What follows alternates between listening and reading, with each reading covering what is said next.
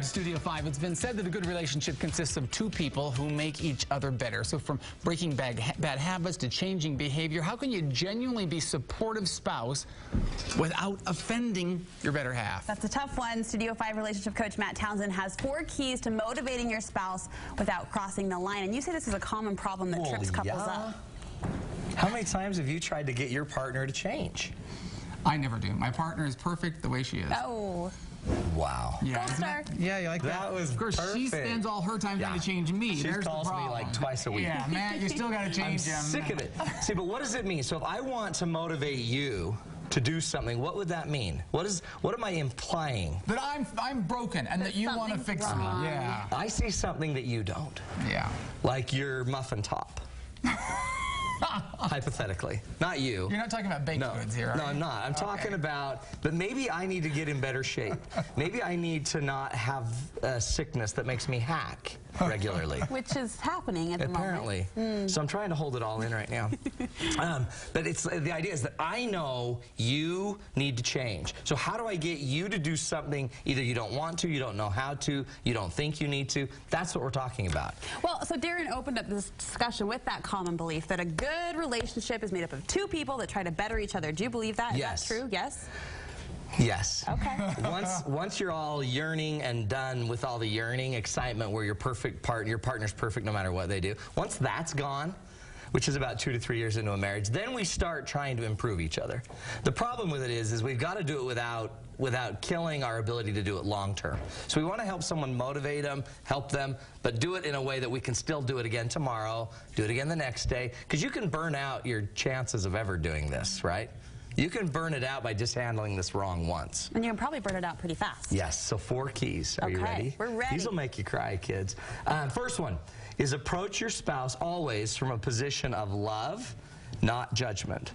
Meaning, I'm trying to motivate you out of love. I'm not trying to motivate you because you have a muffin top hanging over your belt. I'm trying to motivate you not because that embarrasses me and because I don't want to be with you and because I don't find you attractive. I have to find some way that I'm doing it out of love. Now, how do you do that? Well, let me ask, is that merely because I want to phrase my words differently, or is I actually have to make a mental change? See, look what we're doing. We're actually trying to create your own paradigm, your own way of seeing this, because if you see it as a way to correct somebody, you're going to approach it differently than if you see it out of a frame of love.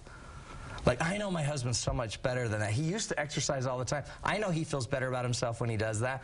And if you can find the love that you want to help him get back to that, that's a different motivation for you than it is if you want to get rid of the weight. See, and I would think it would have to be more than words. It would have to be a mind shift. Otherwise, that comes through. And then it becomes fake. Yes. And then you're like, oh, you're going to eat that? Because I love you so much, I don't want you to die young. But I think that's people who think they're approaching it from love because they're changing the words, even though their mindset. So the best way to know if you are approaching it from love is you would actually feel love. You wouldn't feel frustrated. You wouldn't feel angry. You wouldn't feel disgusted that he's eating another s'more. How many s'mores do you need, you freak? Know what I mean? So we've got to get the love surprised first. That you went from your treat of choice from Cheetos to s'mores. Yeah, s'mores is my deal this year. This year we're going s'mores. Okay, yeah, I'm done with Cheetos. Okay. I actually ate too many over the holiday. So the second one is you find the on switch. Where would you find the on switch? Their on switch would be where? In you or them? Clearly in them, right? So get out of yourself. Don't try to motivate them your way. My wife on our trip was like, she was dying to get me to go walking, but I can't breathe.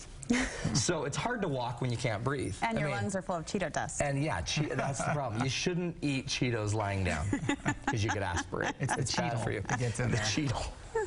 Don't make me laugh. It's the Cheeto that'll kill you.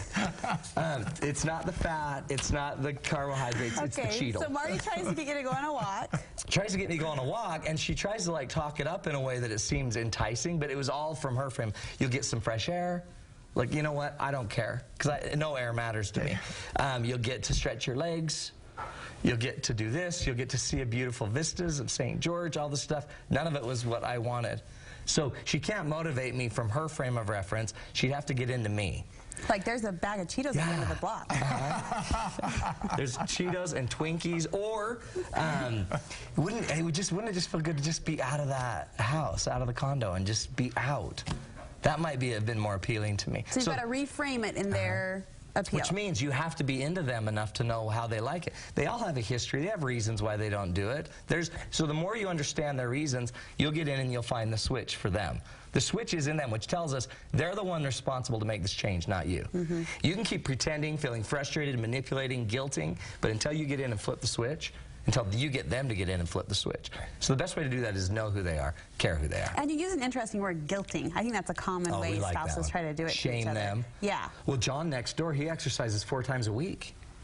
Well, good for John, okay? John's a freak, okay? John's also an adulterer. Do we want to talk about that?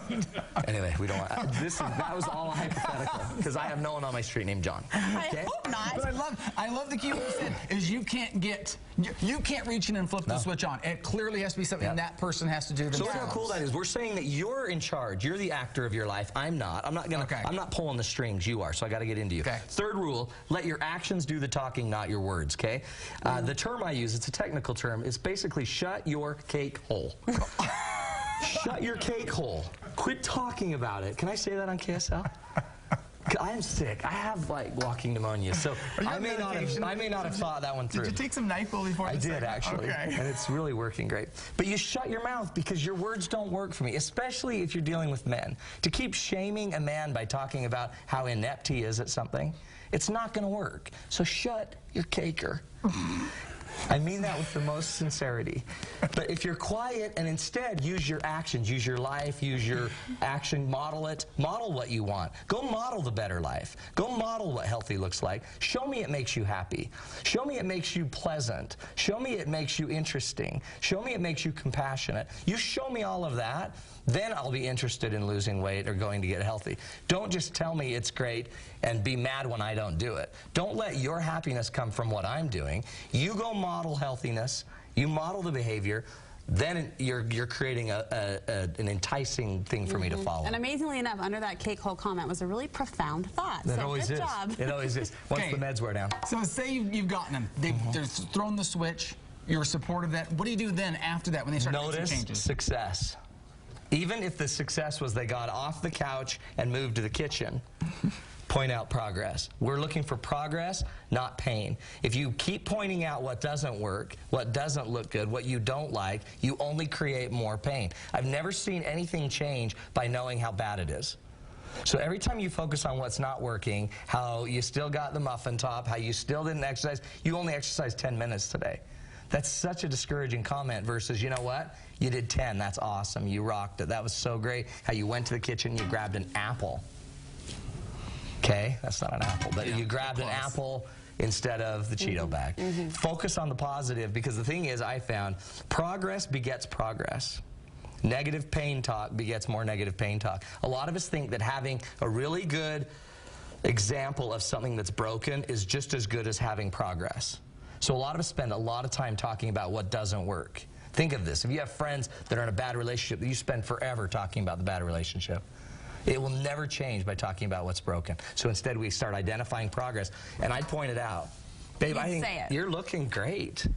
You're looking better. You're looking awesome. Or, hey, I really appreciate you going on that walk with me for 7 minutes today. That was really cool. Anything you can do. Great ideas, great information. You're full of that and full of a lot of other stuff. Full of a lot of stuff. You're actually full of phlegm, coughing mucus, something up. You want to impart some of that with some little special offer you got for people, right? Again, we're finding out that people need relationship help. It's kind of this new thing I've thought of.